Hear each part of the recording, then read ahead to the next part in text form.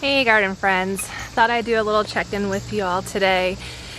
It is the best time of year and also the busiest time of year, and sometimes it's hard for me to keep up with vlogging regularly as well as actually tending to all of the harvest that is coming in. We have been getting tomatoes like crazy last couple weeks, and I don't see that slowing down anytime soon. Peppers are green and beautiful, and some of them are just starting to ripen. And today I'm going to be working on picking wineberries, which are a relative to raspberries. Wineberries are an Asian berry. They're very similar to raspberries, as we know here in the United States. And at some point in time, they were brought to the US to try to make some cross breeds between raspberries. Anyways, they are extremely invasive. We have them growing wild here on our property. And years back, we cut them all down because they were just really taking over and it was just a mess. So we cut them all the way back, and then the last couple years they've started to regrow, and this year we actually have a really big nice crop of the wineberries. And since my raspberry plants didn't do well this year because we trimmed them back last fall, the wineberries are kind of like our raspberry substitute this year. So I am out here on this beautiful Saturday afternoon picking wineberries and hanging out with my chickens. So we have this, all of this is the wineberry plants, and they just keep going and going, and then they wrap around these trees here and to the back side, and then over here are all wineberries as well. These plants have some serious thorns.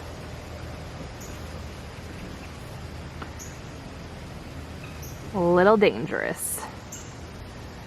You can see how they grow differently than raspberries. Kind of a really unique looking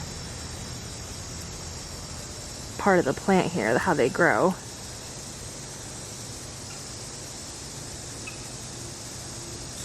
The one cool thing about wineberries, though, is that the Japanese beetles, they don't really seem to go after these like they do the red raspberry plants. They taste pretty close to a raspberry. I think they're more tart, not quite as sweet, but I mean, I would use these in place of any kind of raspberry recipe or in like smoothies or anything like that.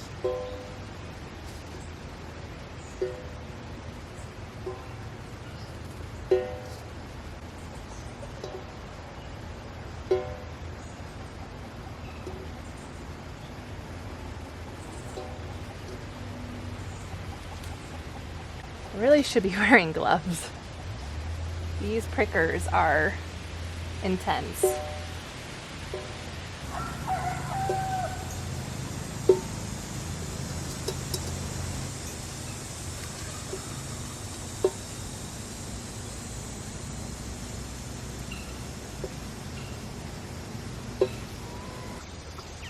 Our baby chickens are all getting big now.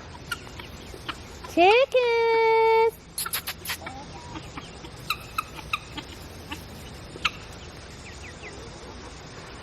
All of those smaller chickens, they're hatched on June 3rd, so they're about a little over 2 months old now and getting nice and big.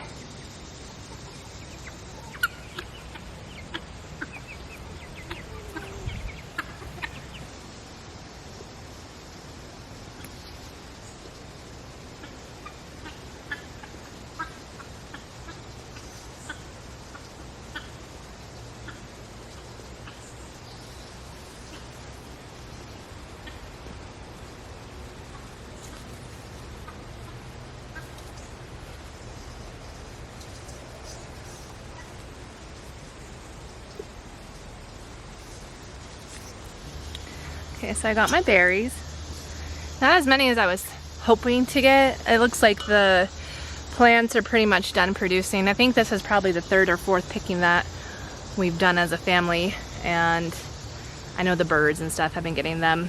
A lot of berries are still left on these bushes behind me, but they're like kind of deep in the brush, and I don't really feel like digging through briars to get to all of them, so the wildlife can enjoy those. I'm gonna take these in the house and fill the bowl with water to get the creepy crawlies out of there, and then I think we may make some kind of dessert with these for later. We got some friends coming over, and what's better than fresh berries?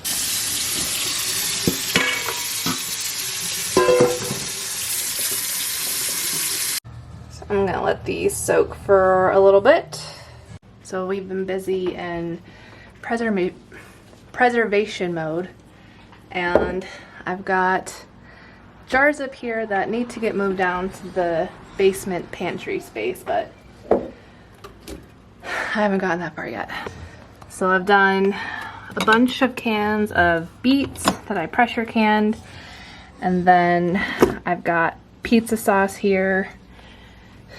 This is all going to be pizza sauce,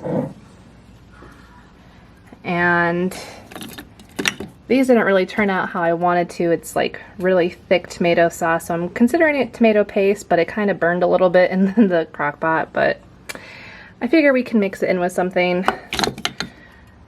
So all this stuff I have to label, and then I'll put downstairs into our pantry.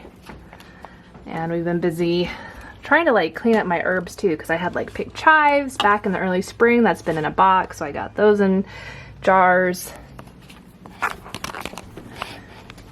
And I've been dehydrating or drying out all kinds of stuff.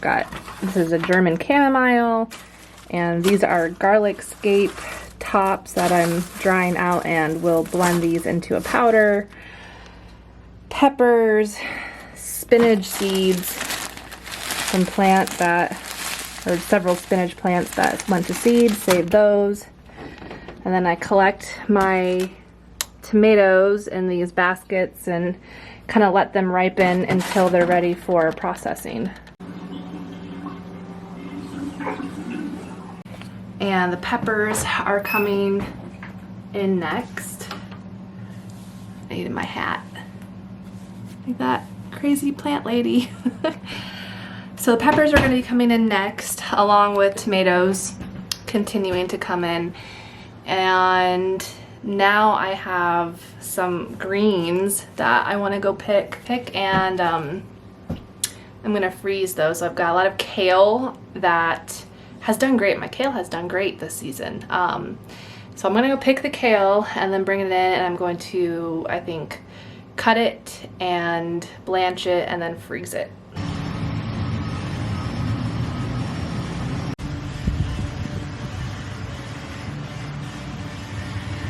I've been growing these spoon tomatoes this year, and these are pretty fun. They are the tiniest little cherry tomatoes. This is how big they get. They call them spoon tomatoes because they fit on a spoon. And I'm growing these up in a pot by the house because I don't want to lose these in the garden. I have another one growing here in my green stock. I mean, it's not the most healthiest plant because I haven't fertilized or anything on this, but it is fruiting. My green stock plants don't really look the best because unfortunately I pretty much neglect these through the warm months. It's really hard for me to keep these well watered.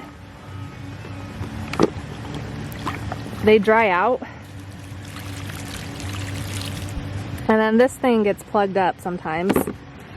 It's just me not keeping it clean and regularly watering them. So there's some stuff that struggled. I do have a bunch of spinach that I just reseeded some weeks ago, and that's all coming up now. Hey kitty. Hi. What? But, you know, it's coming along. This is going to be our future chicken coop. I can't wait to show you guys what this is gonna look like. We just have some stuff that we need to do before we can get it moved.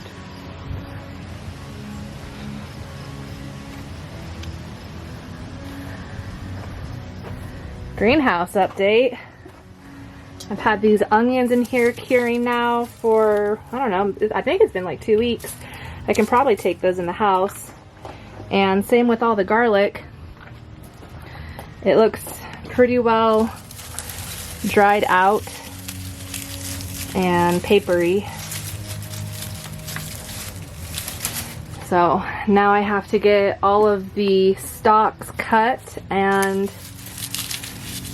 I'll put the bulbs in some produce. I have these linen produce bags I have. And then I have a lot of herbs in here that are super dried out. I started to collect cilantro, coriander seeds, and this.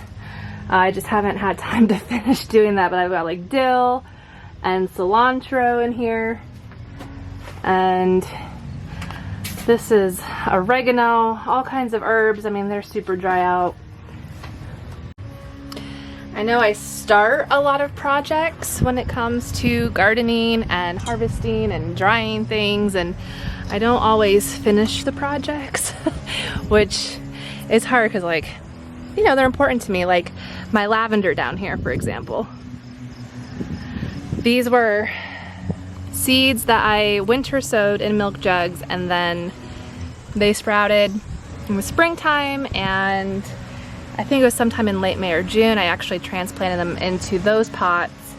I've been trying to get this lavender to grow, and it wasn't growing because it was getting too watered. I realized, my friend Jess told me that lavender actually likes to be neglected, and so I put it in my greenhouse, neglected them, they dried out, they started growing like crazy, and then I neglected them too much and they got too hot, and now they're starting to, some of them look like they're dying because they're drying out too much. That one,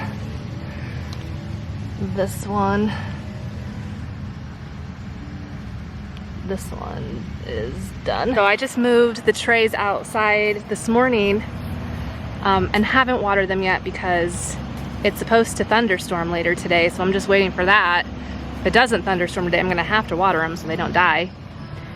But it's sometimes really challenging getting all the things that you need to do done when you're growing large gardens and trying to preserve food and just doing all the things, but somehow I make it work, somehow.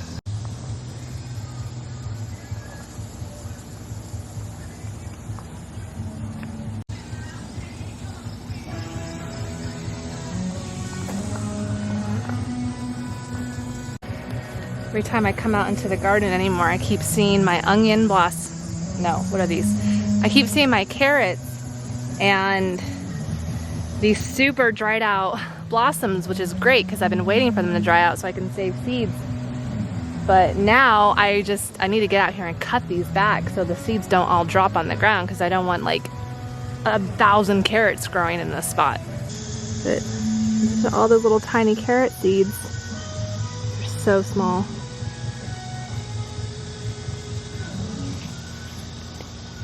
Some of these ones, I'm really pushing it. Like every day it's a matter of priority. What am I going to accomplish today in my garden? What am I going to preserve today? This kale that I'm trying to get to picking, I've been thinking about it for like over a week. Like, I gotta do this kale, but you know, I had to do tomatoes first because tomatoes don't keep very long. You gotta do them right away. And it's just kind of every day just figuring out, okay, what do I have to do today? What cannot wait? Those carrot blossoms, they can wait a little bit longer, but not too much longer. The tomatoes, those couldn't wait. The kale, I need to get to the kale because while I've had a really good kale year, the cabbage worms are starting to ramp up at this point. So I have to get the kale today.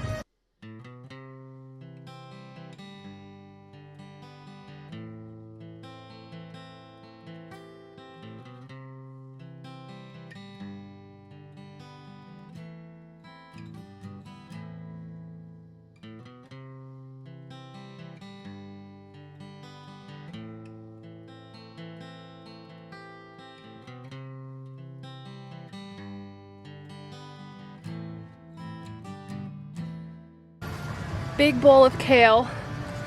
I have a lot of other kale plants that need to be picked, and so I have a bad trait of when I do harvest and stuff, I like want to harvest everything all at one time and just like get it all. And then what happens is I'm left with a lot to like preserve and put away all at one time. And I could spend a whole day processing kale from all my kale plants. And I don't want to spend a whole day doing that. You know, I got other stuff I gotta do. So I've been trying to be more mindful this season of like picking small batches at a time and preserving that before I go out and pick more, and just kind of having a maintainable amount that I'm working with. And I've been doing that with tomatoes and like making smaller batches of tomato sauce. I don't can as many jars at one time, but I don't have to spend as much time like preparing everything. So it's kind of been working out. And so I was like just looking at my other kale plants. I'm like, oh, I'm gonna cut those too, but like I already have this giant bowl that I'm gonna have to like inspect every single leaf to make sure there's no worms on them, cut them, and then blanch them, and then package them for freezing. So like I already have a lot of work just in this one bowl. And if I don't get the rest of the kale done today, it's okay. It's not like gonna go bad tonight, and I'm not gonna make myself crazy. So if you're like having a hard time figuring out how are you gonna preserve everything, just try to do smaller batches at a time. Maybe more often. Smaller batches, but more often. Might work. I'm actually okay to go in the house now anyways, because it's really hot and humid out here. I think it's like 86 today, Fahrenheit, and 86, and Ohio humidity feels like much hotter than 86.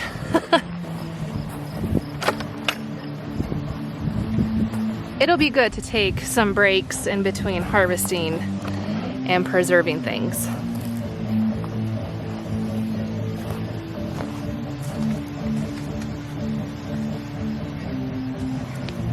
I love it when Carmen's playing his guitar.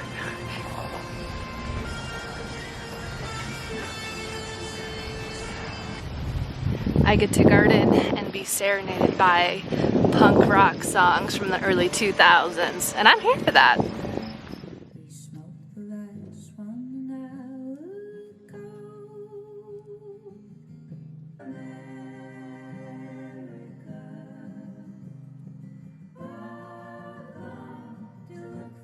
That's why I have to inspect each leaf.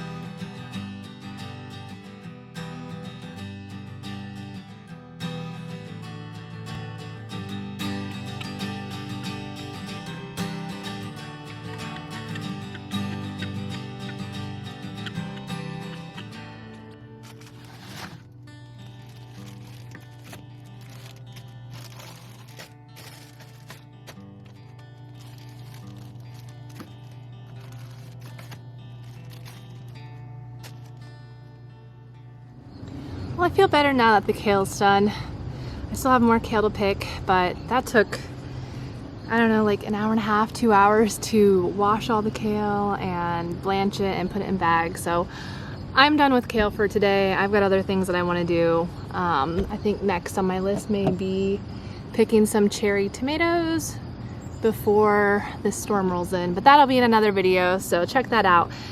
I've been focusing a lot this season on a lot of more short form content, like YouTube shorts and TikToks and Instagram reels and those sort of things, and doing quick, helpful home garden tips and preservation tips that are like a minute or less. That's just kind of the season that I'm in. It's a little bit easier to be consistently posting the short form content. So I have a lot more of that up on my channel currently and posting those pretty often, almost every day. So if you check out my shorts playlist, you will see all of the content that I'm putting out there, short form content.